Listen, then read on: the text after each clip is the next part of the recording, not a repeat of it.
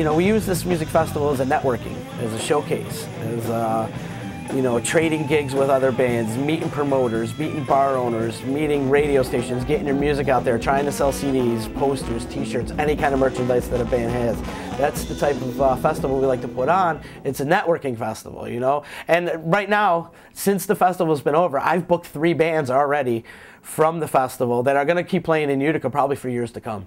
It all started when AmeriQ decided to sponsor us. It was like, wow, this is it. They believe in us. We can get a lot of other people believe in us, and now it's still like a wave. People are still talking about how good the bands were, and some, you know, a lot of the energy out there. People didn't go last year. They were kind of naysayers, but they're still my friends, so I still caught wind. This year they went, and they're, you know, everyone's like, I really got to tell you, the quality of the bands were amazing. I'll be there next year and every year.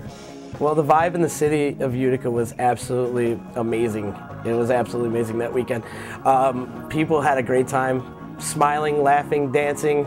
I have not heard one negative thing yet, which is surprising.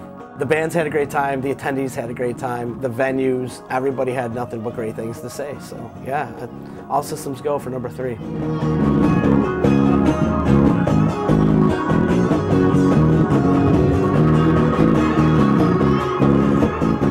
I was impressed again. Like this year, you know, the first year we thought we did have a great lineup, and then as we take submissions, the scope starts to get narrow, and the quality is going up and up, and we only have room for so much. So that, you know, even more of the best bands get picked again. So it's hard to even put them in places because they're so good, and you want to put them all in busy places and headlining time slots. And you want to make the other places as busy as possible by putting them in there. So it's a big juggle, but I'm impressed. We have a great Texas crew that brings a whole crew. Last year they were a huge hit, and then they came back this year and played the harp, did an excellent show called the Texas Takeover. But these guys, one into the other, just keep switching instruments, you know. But they come from about 18 different states. The stars of the weekend was Bellicose, in my eyes. In fact, every time they played, their crowd got bigger and bigger and bigger. They played for us last year, and that's actually where I discovered them. Well, Joe Sweet discovered them, brought them to the Utica Music Fest last year, and I seen them at the Holly Rock last year.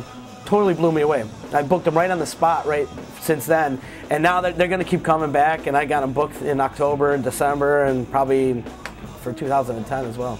We've already made an agreement with them that they would play the Utica Music Fest until they die or we die, one or the other. This year was definitely a notch up from last year. I'm happy, and there's definitely a lot of room for improvement, which is good because we can do a lot more people and, you know, see what we can come up with. I'm on the committee for the Utica Music and Arts Fest, and I've created a festival inside a festival, the Utica Greens Fest, first annual, and my company's Sweet Pea Promotions, located right there, 722 Varick Street. We made some changes this year. We took what they said last year and tried to improve on it, and one of the things they said was there was nothing for families to do. So my idea was the Utica Greens Festival, celebrate a local dish. All these bands are in from all over the country. Show them how we eat here and how we are very family oriented. And if you look around, you'll see kids playing frisbees, dogs, kids riding bikes, and all different ages. And it's working. It's great. It was very heavily attended by locals. It really was. The local CNY crew came out and supported it, and it was awesome. We had people come from Syracuse, we had people come from Albany, but mainly right here in our own Mohawk Valley, we had people coming from the valley, Herkimer, Ilion, also in Rome, but Utica really supported the UMAF. Not to mention just all the bands that came from out of town too. You're talking about 2,500 people just in bands alone, with girlfriends and roadies and members of the band. We hit the wide region, if you will, like the I-90 run, I'd like to call it, you know, from Albany to Buffalo. And it was definitely heavily attended from the I-90 run. As far as the numbers go, we hit roughly around 4,000 people this year throughout the weekend. We're hanging cupcakes from Brooklyn, and we love Utica. We're in love. Why? Because we get to this town, we've been driving for 5 hours, there's no one in the street, we get to this beautiful venue, there's no one there, we start playing, I open my eyes, the place is packed We go outside, there's this cool band playing and everyone's, you know, walking around, drinking, eating. It's really amazing vibe. We want to come back here in a month. We had 2 buses running each day from 6 p.m. to 1 a.m. They had 10 different stops on each route. And it just helps, because if you're a little too inebriated to drive, and thank God nobody out there got in any car accidents or anything, but if you're a little too drunk to drive, you hop on the bus. You didn't have to drive, you know, and the bus ran every 20 minutes. And it really, really helped. It really helped the flow of traffic throughout the attendees of the festival. And it just was awesome. It was really awesome. Next year, though, we need to put somebody on there that's going to entertain people on the buses. We need to get an acoustic guy on there. I know on Friday night, we brought Rainbow home on the bus, and we had him entertaining the bus driver. And the bus driver didn't know what to do. He almost had to pull over. He was laughing so hard.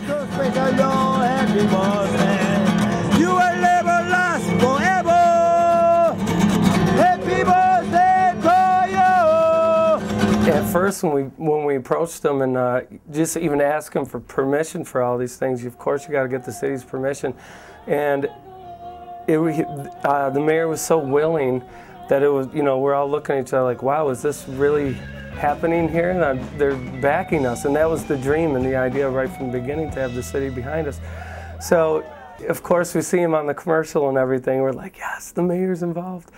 And I happened to see him Saturday night out at the Second Burger, and I don't know, it just was great to walk up to him and say, hey, I'm the guy who helped organize this, one of them, you know, thank you for everything you've done. So, I don't know, it's just cool. You know, everyone from out of town goes, gee, the mayor's, you know, city's in back, you guys, and they could see where it's going to go with the continuous support. Well, to us, it's bringing different bands, bringing different styles of music together, but it's talking about love. Like even the shirt, I love Utica, and you know that's what we talk about too, is love, and that there is a love that can change the world and bring people together and be able to help people out there. And this festival attracted us greatly, and being, you know, Joe Sweet and everybody put it together was just wonderful, and you know, we're able to do it again, so we were more than excited.